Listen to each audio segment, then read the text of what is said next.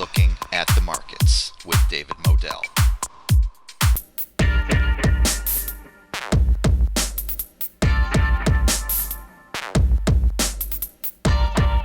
Welcome to Looking at the Markets with David Modell. I am joined by a very special guest today. He is Mr. Gregory Mannarino, one of the heavyweights on YouTube and in the investment markets here. Mr. Mannarino, thank you so much for joining me today on Looking at the Markets. Great to be here. Thanks for having me. First time. Excited. First time and hopefully not the last. I've been watching you on YouTube, which is a very popular channel, and we'll also talk about your website as well. All links will be in the description. Mr. Mannarino, you are a truly fascinating individual. You hold a medical degree. You worked for Bear Stearns. You've even published a book on casino blackjack strategies. Wow. But let's go to the beginning. How did you get into finance and investing in the first place? And are there any mentors that you'd like to give a shout out to? Sure. Well, first of all, the reason why I've done a lot of things is because I'm old. People don't realize. People don't realize I'm 51 years old. So I've done a lot of things. People write to me, Greg, how could you do all this stuff? How old are you? But I'm not a young dude. So I've done a lot of things. I always try to keep busy. It's crazy. In fact, every year that goes by, I say to myself, okay, next year I'm going to lighten up. Never happens. I just keep doing more and more and more things here. But for me, it's kind of funny. I think the start out here, well, I was a kid. I was a kid. I was like in my early 20s here. I saw the movie Wall Street. And I was like, wow, what am I going to do with my life? Maybe I'll be Gordon Gekko. So I had no idea about anything at all. I was directionless, I think, at that point in my life. In fact, I know I was directionless pretty much here. So I said, I'm going to try this. I'm going to try everything. I'm at that age where I'm just going to go crazy. So I ended up getting a job at Bear Stearns. And I'll be honest with you, it really wasn't for me at the time. We're talking 87, late 80s or so. Yep. It was a lot different than I thought. Like I said, I was a kid, and I was lucky enough to get my foot through the door. Actually, it's kind of funny. It's always about your parents, right? Well, my dad actually happened to know someone who was working there. Said, hey, my son's thinking about getting into this kind of thing. Can you help him out? So, bam, that's how I got that job. I was kind of lucky, and it just really wasn't for me at the time. I bounced around. I did a few different things over there. I first started out initially training as a technical analyst.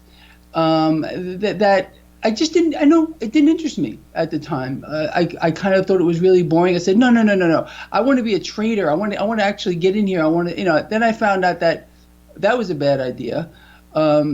Because working on a trading floor isn't really fun. I don't know if you've ever actually worked on a trading floor, but it's horrible. I'll be honest with you. I don't know what it's like today. We're talking many years ago here.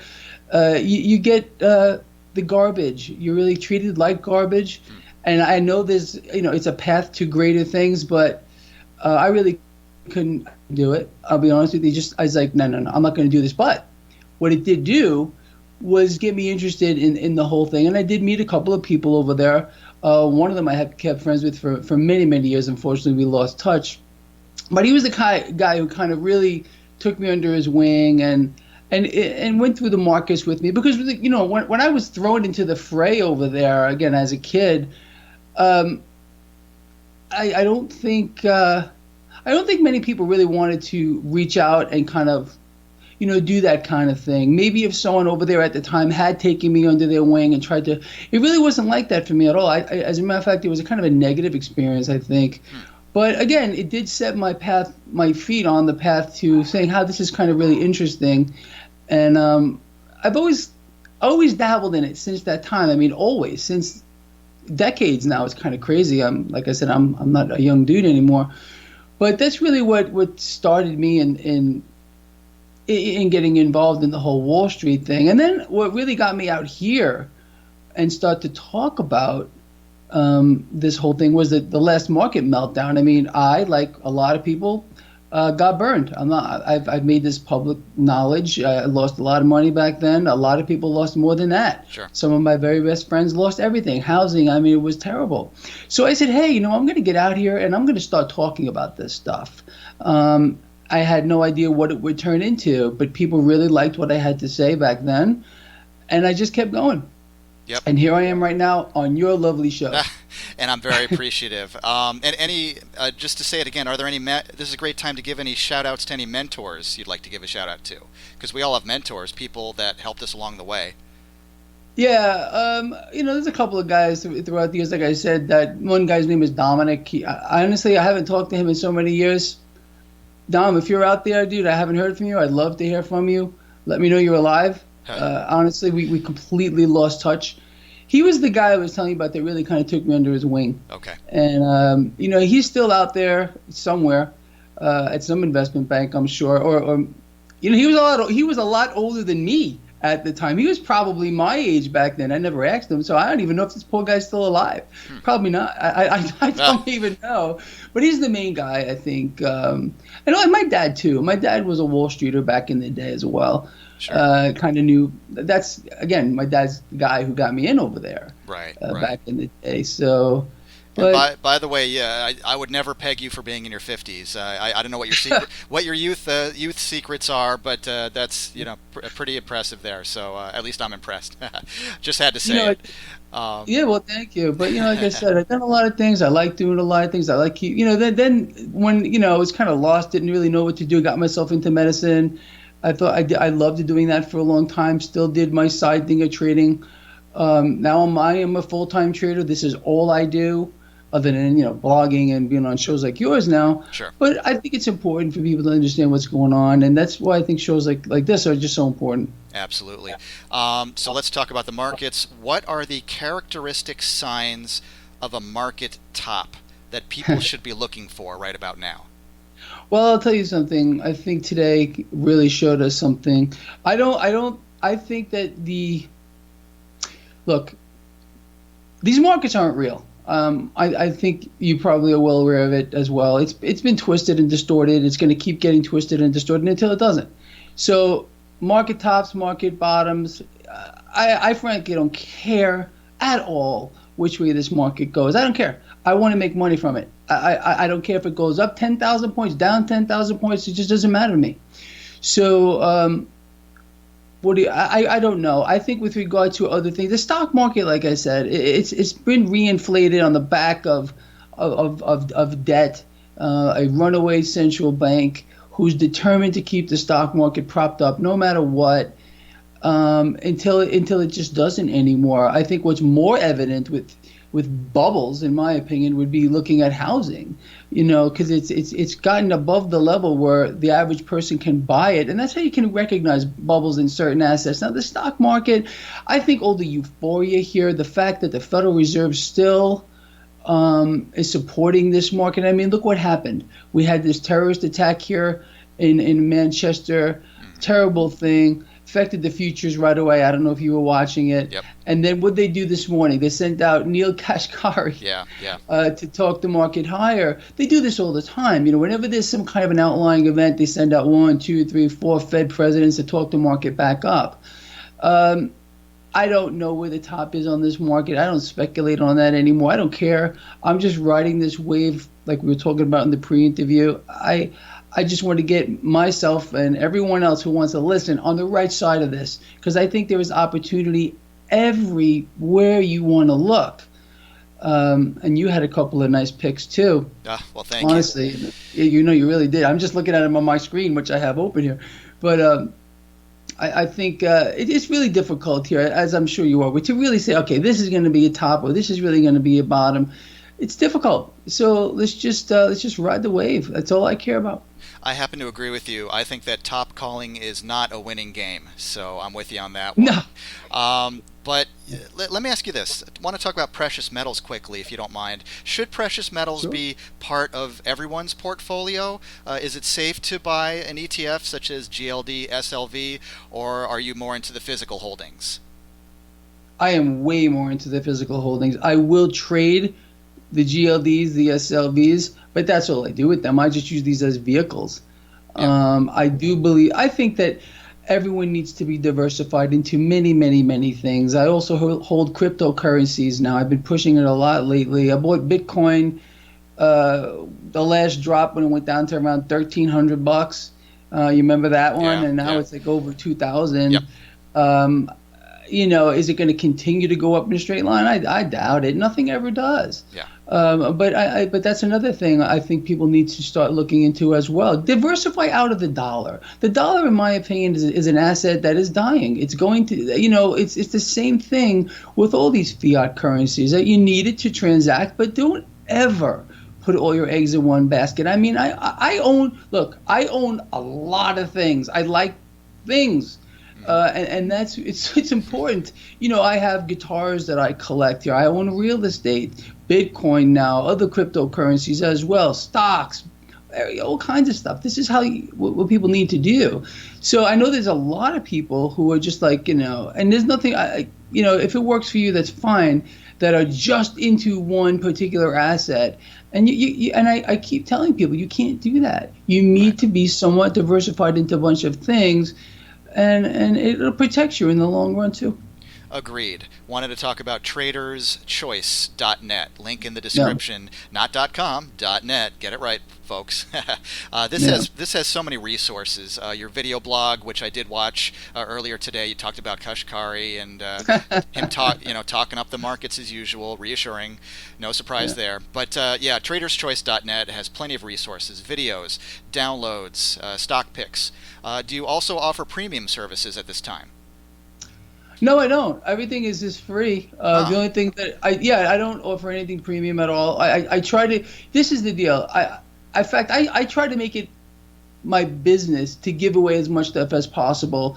The only thing that I even offer a brief here, which tells people basically one rule they should never break when trading stocks. But I do have two other publications there that I do charge for. Why do I charge for these things? I can give them away. I don't care. I don't need the money. God's honest.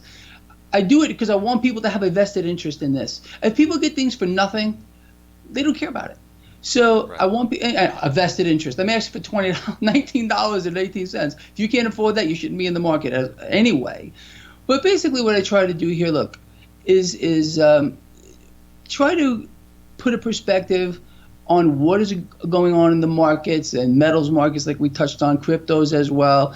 And if you have the bug, like I know you do, to trade these markets, it's the game for me, and I'm sure it's for you too. It's the game. It's the game here. You could make a lot of money here. You can lose a lot of money here too, but it's the game, and that's what really draws me to it.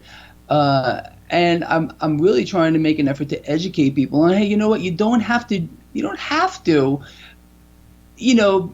Live your life, in a way it's been kind of dictated to you. Make up your own decisions, and that's why I love trading. My office here is 30 feet from my bedroom here, so this is where I do my business. It's a beautiful thing. I love this life. I'm with you. Yeah, it's a great life. I'm not going to lie about it. So, and that's what I think people need to do is again.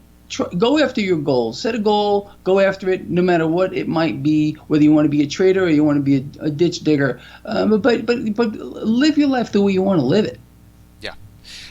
I'm on the same wavelength with you on that one. I'm not only grateful for the money that I've made in stocks and options, but also for the mental stimulation, for the game, as you call it. Even if I didn't make any money from it, I'd be so grateful just for that, just for getting to talk with other people about it, such as yourself. Now, you also have a free video series about options trading. It's called Trade Game. I've watched all of them. Which I recommend that everybody should check out. Again, link in the description of this video. So scroll down and see that. Now, what are your favorite option strategies to use when volatility spikes? Me personally, what I tell people to do, okay, especially those not like yourself who understand dynamics of this whole thing, what I try to do with all of my work, all of it, is put it into a perspective that anyone can understand. And I think that takes a lot of the mystery and the fear out of how to trade. For example, what I suggest people do here with my picks that I put up on my site is open every single position with a straddle. So you can decide what, look, sometimes I will swear, and I'm sure you do too, that an asset's going to go in one direction and it will go 180 in the blink of an eye. So, and this happens to everyone. So, there are a lot of ways to try to take advantage of this. But I think for someone that's just starting out and that can get a handle and get their feet wet here, again, go to my website. I post new picks there almost every day. These are positions that I'm actually involved. I'm holding these positions. Yeah. Now, I suggest people open these with a straddle. You know what a straddle is. I would imagine most of your listeners do know what a straddle is here. And take advantage of the movement that way. So let the market tell you. Let the market tell you what direction that asset is going to go in, and then act accordingly. Right. I try to play this game as simple as humanly possible, because I believe that a straight line is the most simple way to get from one place to another. There are all kinds of fancy strategies. We could go on in here for probably an hour talking about them, but some of them work, some of them don't work, and every single one of them can either cost you money or make you money. There's no absolutes here. So we are speculators, people like you and I, people that are listening to your show. I'm sure there's a lot of traders out here. Sure. And, I got my bottle of Maalox over here. I got my Pepto-Bismol as well. But really, that's the way I think. I look at everything from the perspective is how can I make this understandable to anybody? Yeah. And that's really what I started out with. And that's why my YouTube channel, I think I got like almost 50,000 followers now. Yep. And that just doesn't count my other social networks. I just opened a channel on Steam. I got, 2,500 in a matter of maybe 2 weeks or so. So look, what I really, really want to do is make a difference in people's lives, a positive difference in people's lives. And I think witnessing firsthand what happened to my very, very best friends after the 2008 meltdown, and what happened to me too. I've recovered nicely since that time, but I lost a stupid amount of money. I'm not going to lie about it. During the 2008 thing, it was probably more money than most people would even believe, but it's the truth. And I'm not ashamed to admit that. A lot of people lost money there. I learned a lot since that time as well. But these what we're witnessing here is unprecedented. What the actions of world central banks, the Federal Reserve, the debt suppression cycle, not allowing the free market to dictate fair value for debt, has distorted asset prices to such a degree that I think when this does correct to fair value, it's going to spin people's head around like The Exorcist, a couple of times. But that's really my take on the whole thing. Yeah. So speaking to that, can the old-fashioned 60% SPY and 40% TLT portfolio, can that work anymore? Will that give us any returns worth looking at in the future? Well, there's a lot of people that are saying no, and there's a lot of investment firms that don't even look at that stuff anymore. There are some that do, but there's look, all this stuff here has to be adjusted, I think. You're talking about the tried and true thing that's been around since day one here. This is really, it's a very difficult question to answer, I think, for the average person out here. And everyone is different. And I would just say this, I don't like giving, I get questions about this stuff all the time in my email box, like every day. And I am very reluctant to answer them because I want people to, first of all, understand this themselves, understand what all this stuff actually means. And they really need to talk to, someone face to face and who can understand their goals and their exact kind of a situation. Generally, I think you could probably say something that's been tried and true is probably okay. Again, generally. But I think where we are now is anything but general. Right. So I think people need to start looking to other assets here. The stock market, in my opinion, is massively overvalued, being pulled up here on the back of this debt bubble, and is going to correct. I don't know when that's going to happen. I don't care when it's going to happen, but we've seen it time and time again. So people want to get in here. They want to, get heavily invested in the stock market, or God forbid in real estate right now, which I think is in a huge bubble.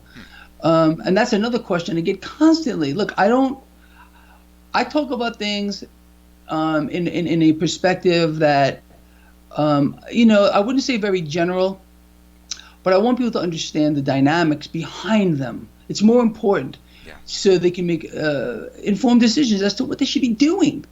And that's the issue. People don't care. It blows my mind that people take something, let's say their wealth, and they don't care enough to understand how to make it work, how to make it grow, how to protect it. They'd rather, I don't know, watch some nonsensical program on TV or who knows what, than pay attention to something that they work every single day for, that they rely on to live. And people just turn a blind eye. They look the other way. They don't want to get involved. They think it's too complicated, but it's really not. Right. It's really not too complicated. Anyway, that's my take.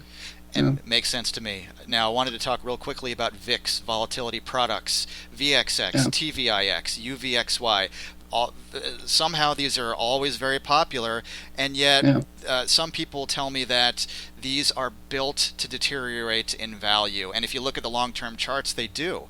Are there situations in which it makes sense to take a long position in these volatility products? Of course. Absolutely. There's no doubt about it. I do. I mean, I trade these things once in a while. I'm trading one now, as a matter of fact. Look, these are things you're going to hold for. Well, as a trader, I'm going to hold these for a very, very short period of time, maybe a day, maybe 2 days. I don't know. Right. I don't think nobody should be investing in something, in any of what you just talked about, and hold these things for any kind of period of time. You got to be nuts. They're not designed that way. So they're designed, I think, for people like yourself, people like me, who want to get in here, do what you got to do, and just hopefully make a few dollars and then move forward. Yeah. May I ask which one did you choose for today? VXX. Okay. All right. Yeah. Going for a regular, no leverage on that one. Just no. You know what? People ask me this stuff all the time. Greg, why would you do that? Why are you going to do this? Why would you? You know what? I'm still kind of an old school kind of person. Before all these fancy products came out, you have to say, like, when I first got into all this, these things didn't even exist, half of them what we have right now. Nothing. Yeah. So it's a much different world than when I first started learning about this stuff, thanks to Dominic and a couple other people out there. But no, I tend to do these things. I kind of won't go for. I mean, do I never do this? Probably not too often. But I kind of look at this more as like an old friend. Does that sound? Does that make sense? Yeah. It's something I've done totally. before and I'm comfortable with it. Right. I really don't like to get into like these super leveraged things because they can really turn against you. And I don't care how good you are. I don't care how good you may think you are. You are going to get hurt once in a while in any of these kinds of things, especially something that's heavily leveraged. Yeah. Now, with the quick disclaimer, gotta say it, we are not giving investing advice here in this video. We're not making any recommendations to buy or sell anything. Having said that, here's the $10,000 question that everybody wants to know. Are there any stocks, companies, or sectors that you're bullish or bearish on for the remainder of 2017? What do you say about that? Well, let's say this. If we do, and I think we're going to, get a couple of rate hikes here, you probably want to be looking at financials. I don't know, you want to look at XLF, individual banks. I think are going to probably do well. I had told people a while back they should be looking at tech, and it's kind of exploded here. I think I do like tech, there's no doubt about it. I like the financials here. Energy, I don't like very much right now, especially after what we just heard from President Trump with regard to the strategic reserve. So again, this is all stuff that's going to change. But if you were to ask me right now, what do I like? What's the best? What would I think people should get involved in today? I would probably say look at financials. Okay. Would you just to get the whole sector? Would you go with XLF, or would you go with like I like Goldman Sachs, for example. I think the market just beat the heck out of that one, and I always go for the underdog. I always go for the beat up one. But it looked pretty good today actually. Yeah, I don't know. What do you think? Any particulars, or you just go for the whole sector? Oh, I mean, of course, you can look at individuals and see what the valuations are on these things here moving forward. Goldman Sachs, I think, would be a good choice here. Probably any of the big banks. We could J.P. Morgan, Morgan Stanley, pick one of these as well if you're looking for if you're going to buy the stock here and you're going to hold on to it for a while. But be careful here, everybody. I'm not saying that this market isn't going higher. It probably is. I've been saying this for the longest time. Nothing is real. But I just don't want anyone to get caught on the wrong side of this. Yeah. So don't ever throw all your eggs in one basket. You want to dabble in this, that's fine. But make sure you're diversified. Make sure you're in other assets as well. I think it's the key. Yeah, yeah. And finally, Bitcoin. I'm fascinated with this. It's something I've never actually used Bitcoin myself. Yeah. And yet, I'm fascinated with it as a trader and investor. I never imagined that it would go. It hit 2,200. Unbelievable. Don't you wish you had gotten at the very beginning? Yep. We all do. I don't know. Is there much more upside for the rest of 2017? What do you think? Much more upside. Much more. No, there's no doubt about it. I am committed to it. I'm going to be honest with you. Why is that? It's just so obvious to me that this is now, without beyond any doubt, it's an alternative a place that people can grow their wealth in, to diversify away from the dollar. And it's not just Bitcoin; it's a lot of other cryptocurrencies that are doing well as well. So there's no bubble here. And as a matter of fact, I wrote an article about this on my Steemit blog. I was like, you're waiting for a Bitcoin bubble to burst. Don't hold your breath. It's not going to happen. So, and that does not mean, and I know I'm going to get a lot of feedback from this, that it's not going to drop $200-300 tomorrow. It very well could, but you know what that would mean to me? That would be a buying opportunity. Right. I think it's a screaming buy. Even here, even at this price, and people are really shaking their heads. Oh, it's $2,000 plus whatever. No, I don't care. It's going higher here. This would be a really nice buy and hold for you. You want to look at something financial? Well, there you go. But yeah, no, absolutely not. We are nowhere near a top whatsoever. What's so freaking ever? Wow, not just whatsoever. What's so freaking ever? Now that's a. What's so freaking? I always say that. People make fun of me all the time because I use that on my channel. I'm like, freaking this. Sometimes I go off the deep end. If you watched my video from today, did you see how I was talking to Neil Kaspari? I don't script this stuff. It kind of just comes out of my head. I wonder about myself from time to time. Hey, you know what? But you're giving free content. It's like a public service you're giving, and on YouTube, and I really appreciate it, and everybody else does. Always well dressed, always well spoken, Mr. Gregory Mannarino. Where can people find you on Twitter and other social media, and how can people contact you? Well, just go to my website, traderschoice.net. Everything is there. Getting in touch with me is a little difficult. I'm going to be honest with you. Every day. Yeah. I never thought this would happen. I'll be honest with you. I used to answer all my emails. Right. When I first started out, I would make it my business too. I can't even keep track of these things anymore. It's just like, as soon as I look at them, I'm like, oh my God. I love these people. I love all of them. And I wish I could sit back and answer all these questions that people send me, but it's just absolutely impossible. I would need to hire someone to do it. And I would not even be comfortable with that. Because so if I don't answer you, if you've written to me, and I know there are thousands of you, right. Forgive me because I just can't do it. Yeah, I'm amazed that I got through somehow. That's just luck, right? So there you go, Mr. Gregory Mannarino. Thank you so much for spending your time with me today. I really appreciate it, and I hope to be able to catch up with you again soon, sir. Absolutely. Let's do it again. Thank you for watching. Please like, comment, and subscribe. And I'll see you next time.